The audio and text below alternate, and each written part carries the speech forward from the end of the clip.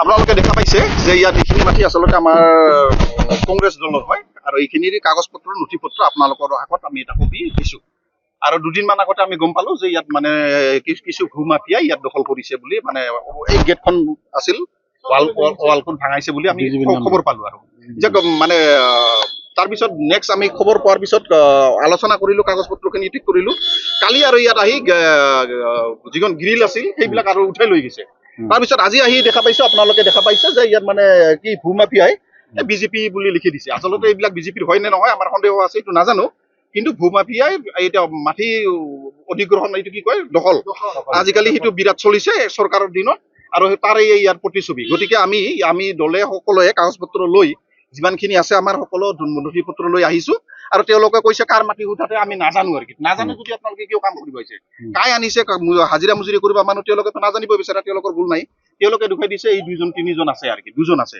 আৰু তেওঁলোকে আহি কৈছে আমাক যে আমি নাজানো কাৰ মাটি ভিডিঅ' চিডিঅ' আছে আপোনালোকে দেখা পাব যে আমি মাটি নাজানে যদি কিয় কাম কৰিছে কিয় গতিকে তেওঁলোকে অন্যায় জোৰ জবস্তি কৰিছে এইটো আমি নিন্দা দিছো আৰু এইখিনিয়ে কথা আৰু মাটিৰ দাগ নম্বৰ পাট্টা নম্বৰৰ পৰা চিঠাৰ পৰা গোটেই কাগজ পত্ৰ দিছো আৰু আৰক্ষী বিষয়াক অভয়াপুৰী আৰক্ষী বিষয়াক আমি এখন এজাহাৰ দাখিল কৰিছো আৰু মাটিখিনি কোনে মানে দখল কৰিছিল কাৰ নামত দখল কৰিছিল ব্যক্তিগতভাৱে মই দুজন মানুহ আহিছে লগ পাইছিলো ইয়াত তেওঁলোকৰ নাম মই ভাল কৰি চিনি নাপাওঁ নামে মানুহ মই চিনি নাপাওঁ ফটো দিব পাৰো তেওঁলোকৰ ফটো দিব পাৰিম আৰু এওঁলোকে চিনি পাব মই ডিটেইলছ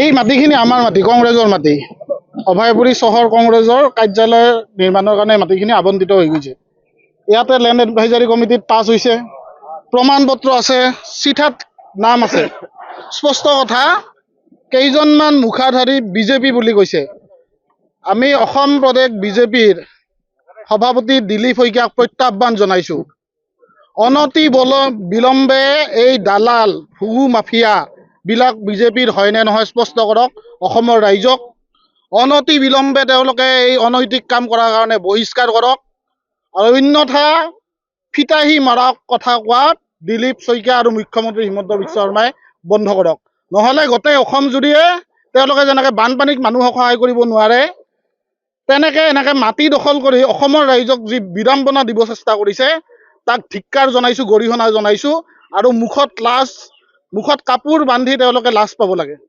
এনেকুৱা ধৰণৰ দালাল আহিছে তেওঁলোকে নিজেই নাজানে কৰ মাটি কি কথা কাগজ পত্ৰৰ লগত কোনো মতলব নাই এনেকুৱা ইমান অৰাজক বঙাইগাঁও হৈ থকা নাই গতিকে আমি স্বাধীনতা সংগ্ৰাম কৰা দলৰ মানুহ সংগ্ৰাম কৰিব আহিছোঁ অহিংসা নীতিৰে আমি সংগ্ৰাম কৰিব আহিছোঁ কিন্তু তেওঁলোকে পলাই পত্ৰং দিছে আমাৰ অহিংসা নীতিৰ ফলত সেইকাৰণে জিলা বিজেপিৰ সভাপতি উজ্জ্বল ক্ৰান্তি ৰায়কক কৈছোঁ কোন এইবিলাক সাংবাদিকৰ পৰা ফুটেজ লওক দুদিনৰ ভিতৰত তেওঁলোকক বহিষ্কাৰ কৰক অন্যথা আপুনি পদবী এৰি দিয়ক দিলীপ শইকীয়াই যদি একশ্যন ল'ব নোৱাৰে দিলীপ শইকীয়াই অসম বিজেপিৰ সভাপতি হৈ থকাৰ কোনো নৈতিক অধিকাৰ নাই এয়া প্ৰদেশ কংগ্ৰেছৰ ফালৰ পৰা আপোনালোকক প্ৰত্যাহ্বান জনাইছোঁ 48 ঘণ্টাৰ ভিতৰত ইয়াৰ ৰিজাল্ট দিয়ক অন্যথা নিজৰ পদবী এৰি দিয়ক যোৱা পৰহি আমি খবৰ পালোঁ যে শিৱবাৰীৰ যোনটো মাটি আমাৰ অভয়পুৰী টাউন মণ্ডল কংগ্ৰেছৰ অধীনত এই মাটিখিনি আছিল আৰু এই মাটিখন আজি নতুন নহয় বহুত পুৰণা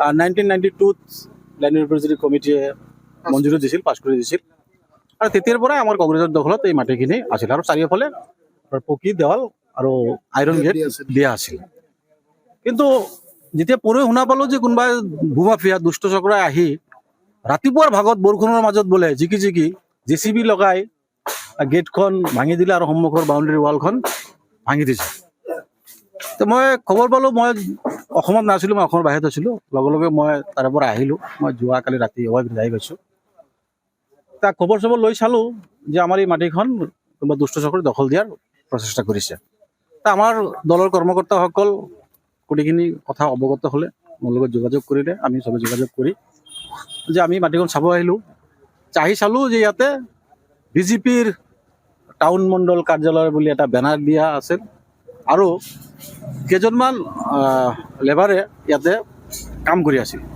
তো মই আৰু আমাৰ দলৰ কৰ্মকৰ্তাসকলে লেবাৰখিনিক সুধিলে যে আপোনালোকক কোনে কামত আনিছে, তেওঁলোকক আমি চিনি নাপাওঁ।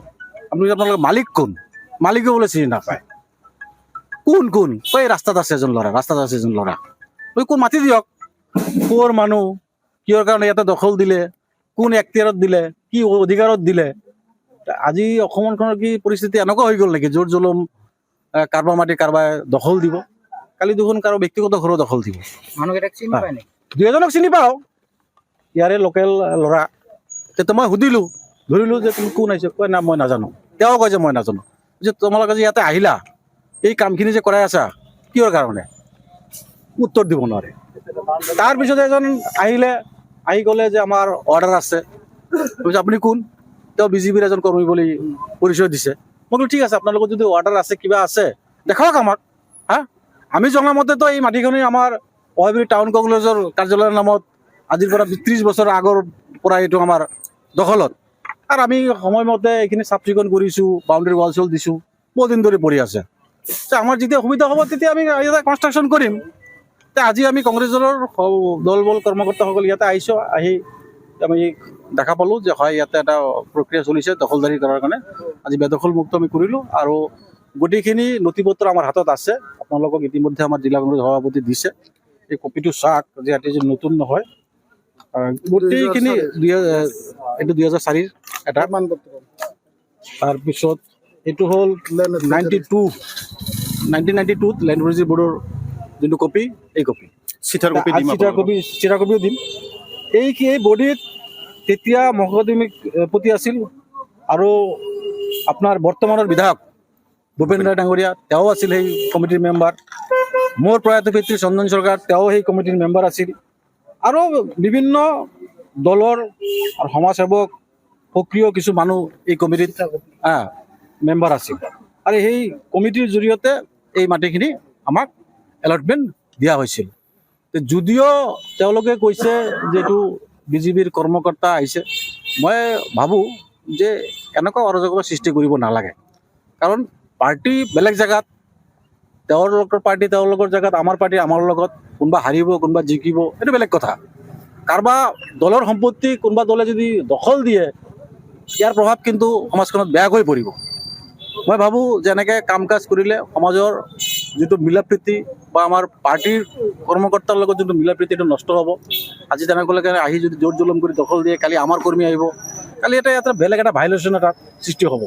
এতিয়া কি আৰক্ষী প্ৰশাসন কাষ চাপিব নেকি? না, আমি অলৰেডি দিলোঁ। আমি যোৱাকালি অহাৰ লগে লগে গোটেইখিনি খবৰ পাই আজি ৰাতিপুৱা আমি গোটেইখিনি আমি এজাহাৰ দিলোঁ। পৰৱৰ্তী সময়ত আৰু যদি কিবা বিহিত ব্যৱস্থা ল'ব লাগে আমি সেইখিনি ল'ম। মই অনুৰোধ কৰিম যে এনেকুৱা বেয়া কাম কৰিব নালাগে।